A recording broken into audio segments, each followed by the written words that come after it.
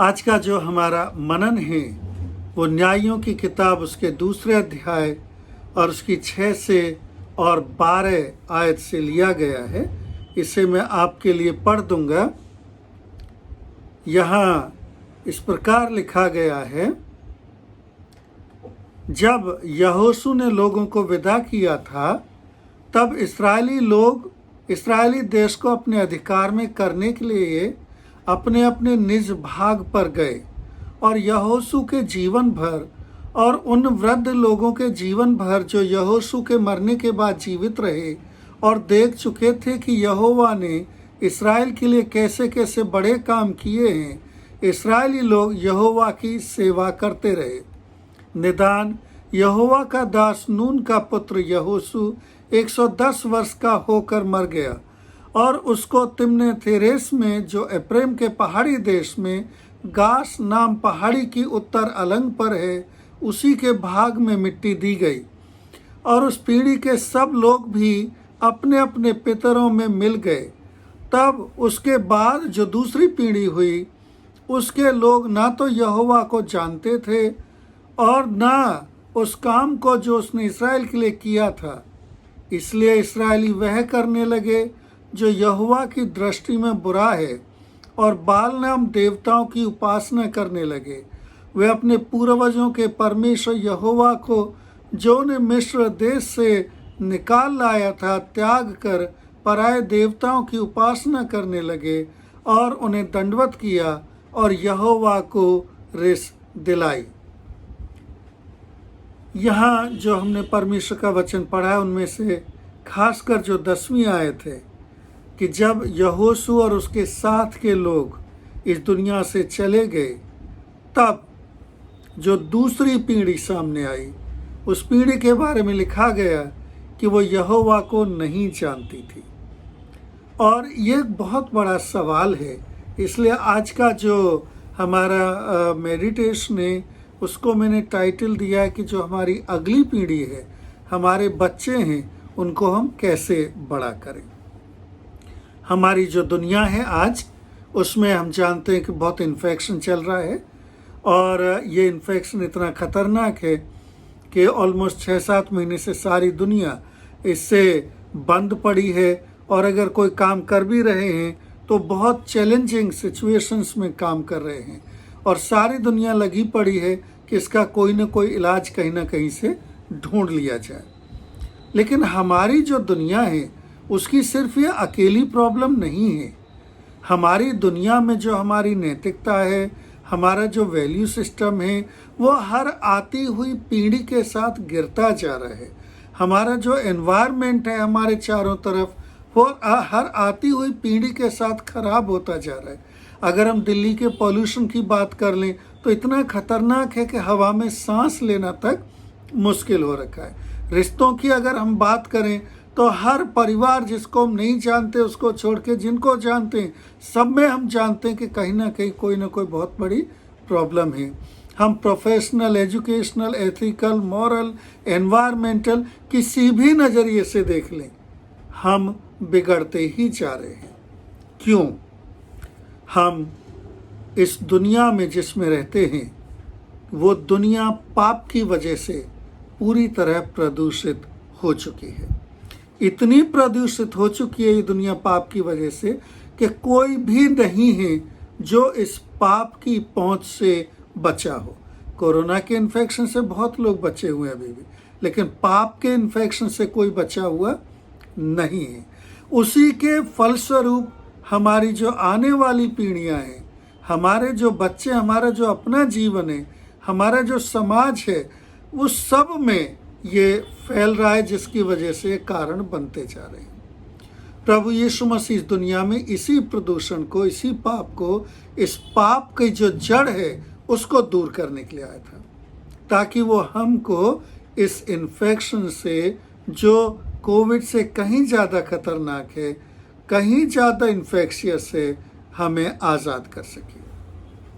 लेकिन इस सामर्थ्य को पाने के लिए हमें यीशु मसीह में विश्वास करना पड़ेगा। हमें विश्वास करना पड़ेगा उसके बलिदान में जो उसने मेरे और आपके लिए क्रूस के ऊपर मेरे और आपके पापों को लेकर दिया था। उसका जो बलिदान है वो मेरे और आपके जो पाप का बीज है उसको हमें से ले लेता है, हमें पापों की माफ़ी मिलता है, और तब हम पिता परमेश्वर के साथ हमारे रिश्ते में सही हो जाते हैं। और जब परमेश्वर के साथ हमारा रिश्ता सुधर जाता है तो हमारे आसपास के लोगों के साथ भी सुधर जाता है। और जाहिर है कि जब हमारे अंदर की जो जड़ है वो सही हो जाएगी तो फल भी सही होने लगेंगे। और तब ये कहना शायद नहीं पड़ेगा कि आने वाली जो पीढ़ी है वो नहीं जानती थी उस परमेश्वर को जो उनके बाप दादों का था। पहली बात हम क्या सीखते हैं यहाँ, हम सब चाहते हैं कि हमारे बच्चे बहुत अच्छे हों। हम में से बहुत से माँ बाप हैं, बहुत से माँ बाप बनने वाले हैं, या बहुत से माँ बाप बन के काफ़ी देर हो गई है। अब हमारे बच्चों के बच्चे इतने बड़े हो गए कि वो शायद माँ बाप बनने की स्थिति में आने वाले हैं। हम किसी भी स्थिति में हो, जहाँ भी हो, ये कुछ चीज़ें हम में से हर एक के साथ, हम में से हर एक के ऊपर अप्लाई करती हैं। हमारा जो आइडिया होता है अच्छे बच्चों का, वो उनकी खूबसूरती और उनकी बुद्धिमत्ता के लेकर नापा जाता है। हम जब दूसरों के बच्चों को देखते हैं तो अगर वो बहुत अच्छे बुद्धिमान हैं, बहुत खूबसूरत हैं, तो हम आमतौर पे ऐसी कल्पना करते हैं, ऐसी सोच रखते हैं, या ऐसे कहते हैं ये अच्छे बच्चे हैं। और अगर कोई बच्चा शकल से बहुत अच्छा नहीं है या बुद्धिमान नहीं है, क्लास में आखिरी में आता है, तो हम उन बच्चों को अच्छे बच्चे नहीं मानते। यह हमारा इस दुनिया का स्टैंडर्ड है। लेकिन परमेश्वर इस तरह से नहीं देखता है। परमेश्वर जब देखता है अच्छे बच्चों को, परफेक्ट चिल्ड्रन, तब वो उनमें एक आत्मिक स्वभाव, एक नैतिक स्वभाव को देखना चाहता है। कहाँ से हमें पता चलता है? अगर आप मेरे साथ मलाकी की किताब उसका 2 अध्याय निकालेंगे और उसकी जो 13, 14, 15वीं आयत पढ़ेंगे तो यहाँ इस प्रकार लिखा है, फिर तुमने ये दूसरा काम किया है कि तुमने यहोवा की वेदी को रोने वालों और आहें भरने वालों के आंसुओं से भिगो दिया है, यहाँ तक कि वह तुम्हारी भेंट की ओर दृष्टि तक नहीं करता और ना प्रसन्न होकर उसको तुम्हारे हाथ से ग्रहण करता है। तुम पूछते हो ऐसा क्यों? तो परमेश्वर के साथ लोगों का रिश्ता बिगड़ा हुआ है, परमेश्वर उनसे बातचीत नहीं कर रहा, और सवाल उठता है भाई क्यों नहीं कर रहा है? तो उसका जवाब ये दिया जा रहा है, क्योंकि, इसलिए क्योंकि यहोवा तेरे और तेरी उस जवानी की संगनी और ब्याही हुई स्त्री के बीच साक्षी हुआ था जिसका तूने विश्वासघात किया है। क्या उसने एक ही को नहीं बनाया जबकि और आत्माएं उसके पास थीं? और एक ही को क्यों बनाया? इसलिए कि वह परमेश्वर के योग्य संतान चाहता है। इसलिए तुम अपनी आत्मा के विषय में चौकस रहो और तुम में से कोई अपनी जवानी की स्त्री से विश्वासघात ना करे। तो परमेश्वर ने क्यों बनाया शादी का रिश्ता? क्यों एक ही को बनाया? क्यों चाहता है कि वो उचित रीति से रिश्ते में रहें? या क्यों वो उन भेंटों को स्वीकार नहीं कर रहा था? क्योंकि पति और पत्नी का रिश्ता सही नहीं चल रहा था। अच्छे बच्चे चाहते हैं, वेरी गुड। परमेश्वर का क्या आइडिया अच्छे बच्चे होने का? क्या आप अपनी पत्नी के साथ, आपके रिश्ते में परमेश्वर के साथ अच्छे हैं? वहाँ लिखा है, तुमने परमेश्वर की वेदी को रोने वालों की जगह, आंसू की जगह बना दिया। तो अगर घर में रिश्ते सही नहीं होंगे और पति और पत्नी एक दूसरे को सताते रहेंगे, जरूर नहीं हमेशा पति सताए, थोड़ा सा पक्ष कर लेता हूँ मैं, लेकिन आमतौर पे तो दूसरी तरफ से ही होता है, पत्नियां ही सफ़र करती हैं इस बात को लेके। तो अगर वो जो दूसरे घर से आपके पास आई है, आप में भरोसा करके आपके साथ ज़िंदगी जीने के लिए, अगर उसको आप रुलाते हैं तो परमेश्वर आपकी भेंटों को ग्रहण नहीं करता। एक बात, परमेश्वर का उद्देश्य कि आपके बच्चे अच्छे हों पूरा नहीं होता। दूसरी बात, आपको जो आशीष देना चाहता है परमेश्वर, आपको जो खुशियां देना चाहता है परमेश्वर, वो नहीं दे पाता है। ये दुनिया की बात नहीं कर रहे हम। दुनिया में ऐसा हो सकता है कि इन सब चीज़ों के बावजूद आपके पास दुनिया की बहुत फेम हो और बहुत कुछ हो, लेकिन अगर परमेश्वर में उस परफेक्शन को आप देखना चाहते हैं, क्योंकि यहाँ क्या लिखा है इस पीढ़ी के बारे में, और ये पीढ़ी परमेश्वर को नहीं जानती थी।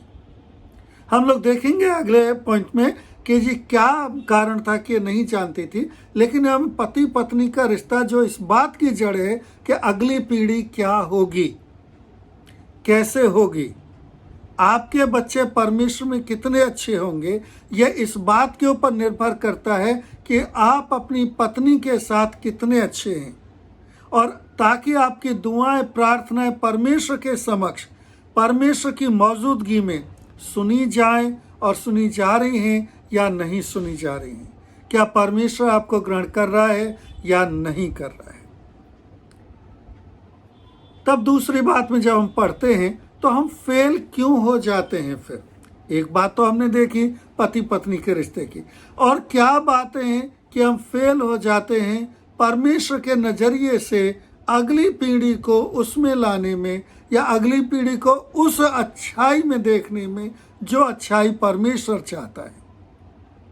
हम इस दुनिया की अच्छाई के लिए जो खूबसूरती है कितना पैसा खर्च करते हैं, या उस एकेडमिक अच्छाई के लिए जैसे हम सोचते हैं अच्छा है कितना इंतज़ाम करते हैं, लेकिन जो परमेश्वर अच्छाई देखना चाहता है उसको कितना नेग्लेक्ट करते हैं, कितना हम उसको नज़रअंदाज कर जाते हैं। दूसरी जो बात है, हम अपने जो रोज का जीवन है उसमें अच्छी पेरेंटिंग इसलिए नहीं कर पाते क्योंकि हम अपने आप में अपने में फेल हो जाते हैं। बच्चों के साथ फेल नहीं, बच्चे तो अगले वो तो देख के बड़े होते, हम अपने आप में फेल हो जाते हैं। हमारे शब्दों में और हमारे कामों के बीच में बहुत बड़ा गैप होता है। परमेश्वर के वचन को, परमेश्वर को हम आदर नहीं दे पाते हैं। हमारे जो रिश्ते होते हैं वो इंटेग्रिटी नहीं होती है उन रिश्तों में। हमारे रिश्तों में बहुत डिसइंटेग्रिटी होती है, बहुत टूटे हुए रिश्ते हमारे होते हैं। और ये जो टूटे हुए रिश्ते हैं परमेश्वर से शुरू होते हैं, दुनिया में दिखाई देते हैं, और हमारे शब्दों के और हमारे कामों के बीच में जो गैप है वो हमारे बच्चे सबसे पहले देख लेते हैं। यहाँ क्या हो रहा था, यहाँ क्यों लिखा गया है कि जी ये बच्चे परमेश्वर को नहीं जानते थे। ऐसा तो नहीं हो सकता कि माँ बाप जो है मरते दम तक परमेश्वर को मानते रहे और बच्चे जानते ही नहीं उस परमेश्वर को।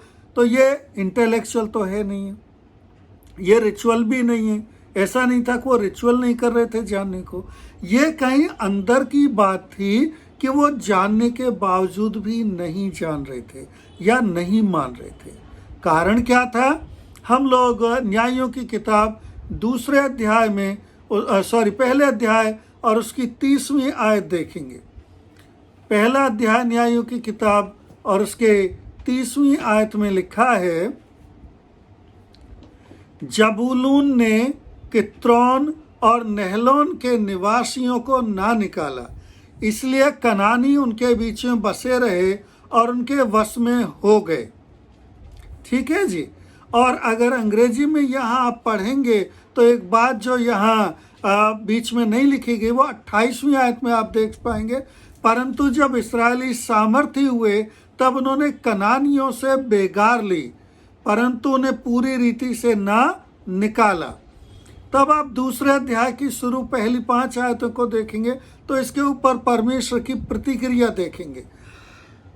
और यहाँ लिखा है, और यहोवा का दूत गिलगाल से बोकीम को जाकर कहने लगा कि मैंने तुमको मिस्र से ले आकर इस देश में पहुंचाया है जिसके विषय में मैंने तुम्हारे पुरखाओं से शपथ खाई थी, और मैंने कहा था कि जो वाचा मैंने तुमसे बांधी है उसे मैं कभी ना तोड़ूंगा। इसलिए तुम इस देश के निवासियों के साथ वाचा ना बांधना, तुम उनकी वेदियों को ढा देना, परंतु तुमने मेरी बात नहीं मानी। तुमने ऐसा क्यों किया है? इसलिए मैं कहता हूँ कि मैं उन लोगों को तुम्हारे सामने से ना निकालूंगा और वो तुम्हारे पांजर में कांटे और उनके देवता तुम्हारे लिए फंदे ठहरेंगे। जब यहोवा के दूत ने सारे इस्राएलियों के बातें कही तब लोग चिल्ला चिल्ला कर रोने लगे। तो क्या हुआ था? परमेश्वर ने उनको आज्ञा दी थी कि ये जो देश वो लेने वाले हैं, इस देश में किसी भी तरह की जो चीज़ें वहाँ की हैं जो उनको करप्ट कर सकती हैं, जो उनको प्रदूषित कर सकती हैं, उनको ना रहने दें। और तब इन लोगों ने क्या करा? उनको छोड़ दिया। क्यों छोड़ दिया? ताकि उनसे बेगार ले सकें, उनसे फायदा उठा सकें। अब ये जो बच्चे बड़े हो रहे हैं इनके साथ, इन्होंने वो देखा है। तो इन्होंने क्या देखा है? परमेश्वर ने कहा ऐसा नहीं करना, इन्होंने ऐसा करा और उसका फायदा उठाया। तो बच्चे कौन से परमेश्वर को देख रहे हैं? उसको जिसको आप बता रहे हो या उसको जिसको आप जी रहे हो? तो क्यों नहीं जानते थे ये अगली पीढ़ी के लोग? ये उस परमेश्वर को नहीं जानते थे जिसकी बात मानी जाए, ये उस परमेश्वर को नहीं जानते थे जिसका भय माना जाए। ये तो उस परमेश्वर को जानते हैं जिसको बलिदान चढ़ाओ, दुआ करो, प्रार्थना करो और अपने मतलब के लिए इस्तेमाल करो। ये तो उस परमेश्वर को जानते हैं। तो कैसे फिर हम आगे बढ़े? तीसरी बात हम लोग यहाँ देखेंगे। तो हम क्या कर रहे हैं? परमेश्वर के वचन को ना मानकर अपनी रोज की जिंदगी में असफल होकर, उसकी आज्ञाकारिता से भागकर और अपने नाजायज फायदे के लिए, अपने व्यक्तिगत फायदे के लिए, अपनी लालसाओं को पूरा करके स्वार्थी होकर हम बच्चों को कोई और ही परमेश्वर उनके सामने रख रहे हैं। तो क्या इसका मतलब ये है कि मैं एक परफेक्ट पेरेंट होऊंगा तभी मैं अच्छे बच्चे पाल सकूंगा? क्या इसका मतलब ये है कि अगर मैं जिंदगी में कभी कोई गलती नहीं करूंगा तभी मेरे बच्चे अच्छे होंगे, या मैं एकदम से महापवित्र बन जाऊंगा तभी ऐसा होगा? नहीं, ऐसा नहीं है, क्योंकि ऐसा इस दुनिया में कोई भी नहीं है और ना ही इस दुनिया में ऐसा कोई हो सकता है। तो अगर कोई ऐसा है नहीं है और कोई ऐसा हो भी नहीं सकता है, तो फिर मैं कैसे एक अच्छा पेरेंट बनूं? सबसे पहली बात, मुझे अपने आप में, अपने अंदर उस सच का सामना करना होगा जिसको मैं आमतौर पर झुठलाता रहता हूं। और वो क्या है कि मैं खुद एक कमजोर हूं, मैं खुद एक पापी हूं। ताकि जब मैं अपने बच्चों के साथ बातचीत करूं तो मैं ये दिखाने की कोशिश ना करूं कि मैं सब कुछ अच्छा कर रहा हूं और तुम्हें उस तरह करना चाहिए, नहीं। ताकि मैं परमेश्वर के सामने उनको अपने साथ, अपने बराबर होके ले जा सकूं और उन्हें उस परमेश्वर को दिखा सकूं जो मुझे माफ करता है, जो मुझे संभालता है, वो उनको भी संभालेगा, उनको भी माफ करेगा। मेरे अपने अगर सामर्थ्य के ऊपर मैं निर्भर हूंगा तो मैं कभी भी अच्छा पेरेंट्स नहीं बन सकता। और आमतौर पर हम अच्छे पेरेंट्स बनने में फेल इसलिए हो जाते हैं क्योंकि हम अपने ऊपर ले लेते हैं। मेरे पास पैसा है इसलिए मैं कर सकता हूँ, मेरे पास ताकत है इसलिए कर सकता हूँ, या इन्फ्लुएंस है इसलिए कर सकता हूँ। और ये सारी बातों को लेके अगर मैं करता रहूँगा तो मैं कभी भी प्रभु परमेश्वर में अच्छा पेरेंट्स नहीं बन पाऊंगा। तो फिर क्या करूं? हमें अपने बच्चों के साथ अपने आप को वैसे पारदर्शी बनाना है जैसे परमेश्वर के साथ होना चाहिए।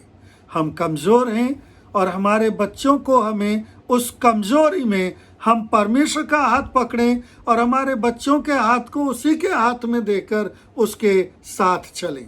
हम अपने बच्चों को रास्ता दिखाएं, जहां मुझे सामर्थ मिलती है वहीं उनको भी सामर्थ मिलेगी।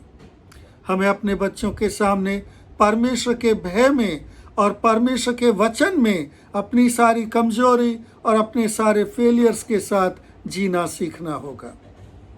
अगर परमेश्वर के वचन में हम प्रैक्टिकल इस बात को देखते हैं तो व्यवस्था विवरण की किताब उसके 6वें अध्याय में मैं आपके लिए बात पढ़ूंगा। यह वह आज्ञा और ये विधियां और नियम हैं जो तुम्हें सिखाने की तुम्हारे परमेश्वर यहोवा ने आज्ञा दी है कि तुम उन्हें उस देश में मानो जिसके अधिकारी होने को पार जाने पर हो, और तू और तेरा बेटा और तेरा पोता यहोवा का भय मानते हुए उनकी सब विधियों पर और आज्ञाओं पर जो मैं तुम्हें सुनाता हूँ अपने जीवन भर चलते रहें, जिससे तू बहुत दिन तक बना रहे। तो कोई फर्क नहीं करा गया बेटा पोता या तुझ में, तीनों ही पीढ़ियों को एक साथ जो आमतौर पे एक समय में जीती हैं, एक ही वचन को मानते हुए एक ही परमेश्वर की तरफ देखते हुए चलना है। हे इस्राएल सुन और ऐसा ही करने की चौकसी कर, इसलिए कि तेरा भला हो और तेरे पितरों के परमेश्वर यहोवा के वचन के अनुसार उस देश में जहाँ दूध और मधु की धाराएं बहती हैं तुम बहुत हो जाओ। हे इस्राएल सुन, यहोवा हमारा परमेश्वर है, यहोवा एक ही है। तू अपने परमेश्वर यहोवा से अपने सारे मन और सारे जीव और सारी शक्ति के साथ प्रेम रखना, और ये आज्ञाएं जो मैं आज तुझको सुनाता हूँ वो तेरे मन में बनी रहें, और तूने अपने बाल बच्चों को समझाकर सिखाया करना, और घर में बैठे मार्ग पर चलते लेटते उठते इनकी चर्चा किया करना, और इन्हें अपने हाथ पर चिन्हानी करके बांधना, और ये तेरी आंखों के बीच टीके का काम दें, और इन्हें अपने अपने घर के चौखट की बाजुओं और फाटकों पर लिखना। तब जब तेरा परमेश्वर यहोवा तुझे उस देश में पहुंचाए जिसके विषय मैंने उस इब्राहिम, इसहाक और याकूब नाम तेरे पूर्वजों से तुझे देने की शपथ खाई थी, और जब वह तुझको बड़े बड़े और अच्छे नगर जो तूने नहीं बनाए दे तो उसको आशीष देना। क्या सीख रहे हैं हम यहाँ? इसलिए नहीं कि हम परफेक्ट हैं, हम अच्छे पेरेंट्स हो सकते हैं, बल्कि इसलिए क्योंकि हम परमेश्वर का भय मानते हैं और अपनी सामर्थ्य में नहीं बल्कि उसकी सामर्थ्य में चलते हैं। Let me read to you two statements in conclusion. How can I be a good parent when I fail so many times and in so many things? My being good parent is not dependent on my being perfect, either in this world or in the spiritual understanding. It is in my leading my children in the obedience and fear of the Lord, showing them from the practice in life. When I fail, letting them know I failed, and putting my trust in God for His redemption. When children fail, walking alongside with them and leading them to the one who loved them more than us, can build them up, show them the path through the world and life toward Jesus. अपनी कमजोरियों में जैसे हम परमेश्वर के साथ चलते हैं, उस रास्ते को दिखाने के द्वारा से, उसके भय और उसकी आज्ञाकारिता में चलने के द्वारा से हम अपने बच्चों के अच्छे माँ बाप बन सकते हैं। An individual saved in Christ and guided by Holy Spirit becomes a blessing to her family, specifically to children, and as blessed family to society and to the nation. Our Lord Jesus Christ did not come to give us physical, intellectual, professional perfection, but spiritual, moral, and ethical perfection in His finished word. What was impossible for us, He did it.